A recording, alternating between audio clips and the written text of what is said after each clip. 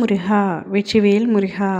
என் அன்பு பிள்ளையே, உன் துணை உன்னை காயப்படுத்தி உன்னை வேண்டாம் என்று ஒதுக்கி சென்றுவிட்டார் என்று உன்னுடைய புத்தி தீர்க்கமாக சொன்னாலும் உன்னுடைய மனம் அதை ஏற்க மறுக்கின்றது. அவர் உன்னை விட்டு பிரிந்து விலகி சென்றாலும் அவருக்காக நீயே ஏதாவது ஒரு காரணத்தை சொல்லி உன்னுடைய மனதை சமாதானப்படுத்தி கொள்கின்றாய். அவர் உன்னை ஏமாற்றி இருக்கின்றார், உன்னை காயப்படுத்துகின்றார். இவை அனைத்தும் உனக்கும் நன்றாகவே புரிகின்றது. ஆனாலும் உன்னுடைய மனம் அவர் மீது கொண்ட அன்பினால் அவருக்காக ஏதாவது ஒரு சமாதானம் செய்து கொள்கின்றது. அதற்காகத்தான் அவர் அப்படி செய்திருக்கின்றார். இதற்காகத்தான் அவர் இப்படி பேசினார் என்று உன்னை நீயே தேற்றிக் கொள்கின்றாய். உன்னை நீயே சமாதானப்படுத்தி கொள்கின்றாய்.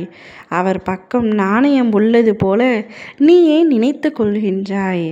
அவர் உன்னை விட்டு பிரிந்து சென்று விட்டார். சுயநலமாக உன்னை காயப்படுத்தி விட்டார்.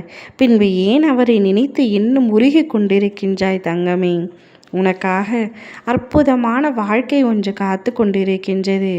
அதை வாழ முயற்சிக்காமல் உன்னை விட்டு பிரிந்து சென்ற அந்த ஒருவரை நினைத்து அனுதினமும் கதறி அழுது கொண்டிருக்கின்றாய். உதட்டளவில் புன்னகைத்தாலும் மனதளவில் வருத்தமாகவே இருக்கின்றாய்.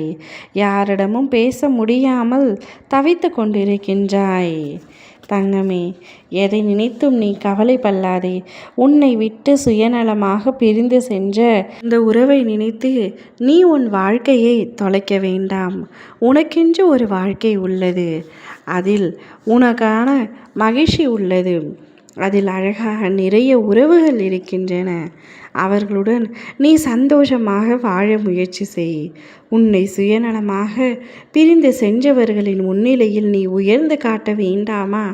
அவர்கள் உன்னை பார்த்து பொறாமைப்படும் அளவிற்கு நீ உன்னுடைய வாழ்க்கையில் ஜெயிக்க வேண்டாமா?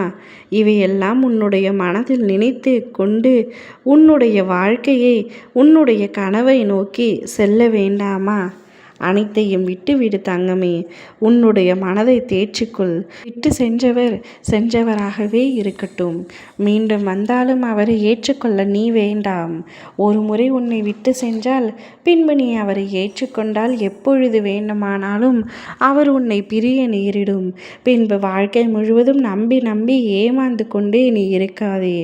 உன்னுடைய வாழ்க்கை எதுவோ அதை பார். அவர் உன்னை விட்டு சென்று விட்டார். சுயநலமாக பிரிந்து விட்டார். உன் புத்தி சொல்வதுதான் சரி. நீ உன் புத்தி சொல்வதை கேட்டு நடந்து கொள் தங்கமே. உனக்கான ஒரு அழகிய வாழ்க்கை இருக்கின்றது. உனக்கு இருக்கும் திறமைக்கு நீ எங்கோ இருக்க வேண்டியவர். பாவம், இப்பொழுது வெள்ளந்தியாக இன்னும் கஷ்டப்பட்டு கொண்டிருக்கின்றாய். உன்னோடு நான் இருக்கின்றேன். நீ எதற்காகவும் பயம் கொள்ளாமல் தைரியமாக உன்னுடைய பாதையை நோக்கி நடந்து செல். அதில் நிச்சயமாக வெற்றி உன்னை வந்து சேரும். அதற்கு நானே பொறுப்பு. ஓ முருகா, வெற்றிவேல் முருகா!